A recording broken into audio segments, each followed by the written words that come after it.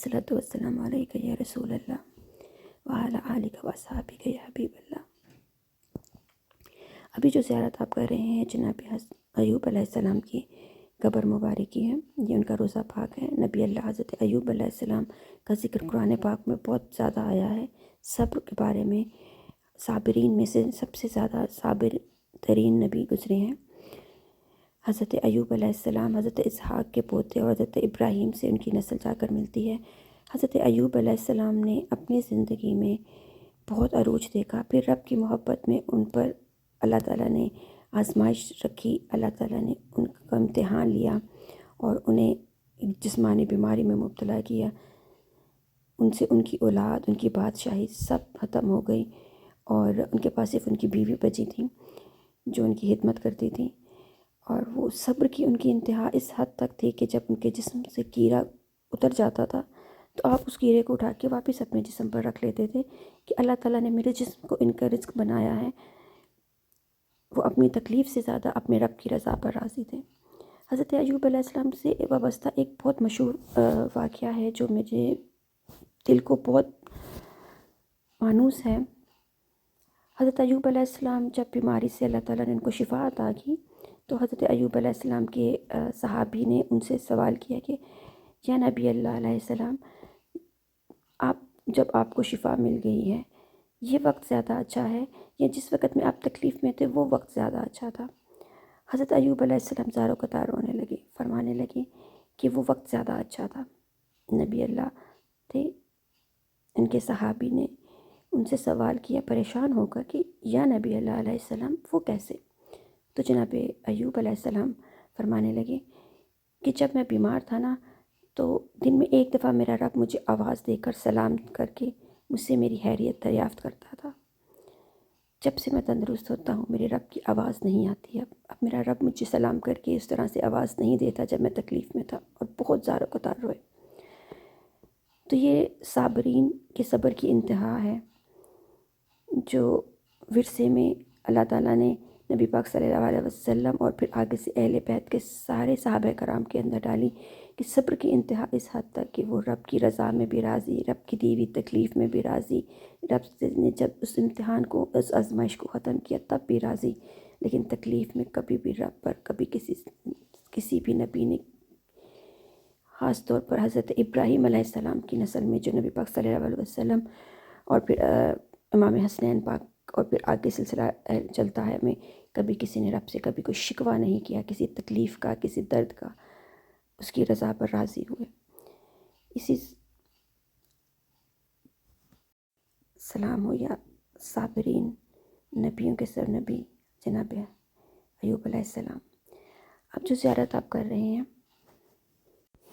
ये बीबी शरीफ़ा बिनतुल हसन की मज़ार की ज़ियारत है। जनाब शरीफ़ा बिनतुल हसन का लक़ब तैयबा और तबीबा का है और जनाब कासिम की बहन है। ये करबला में इमाम हुसैन के साथ थी और शाम जाते हुए रास्ते में इनकी शहादत हुई थी।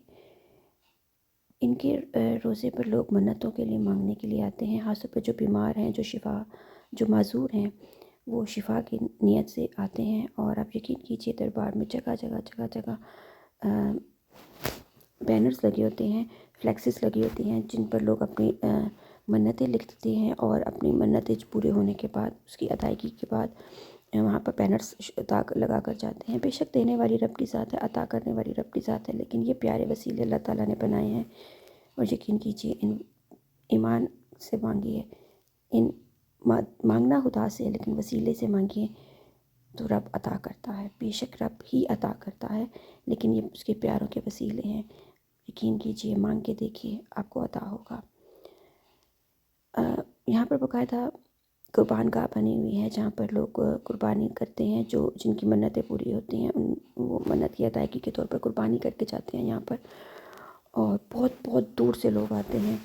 ये बीबी इमाम हसन अलैहिस्सलाम की बहन है और साबरीन में से साबिर एक भी बच्ची हैं और इमाम हुसैन के साथ रहीं करबला में। इन्होंने सारा वक्त देखा, सब शहादतें देखी और शाम के रास्ते में जाते हुए, यज़ीदी फ़ौज के साथ जाते हुए तकलीफ़ों की और تاب نہ لاتے ہوئے شہید ہوئیں، اور ان کو راستے میں یہاں پر دفن کیا گیا۔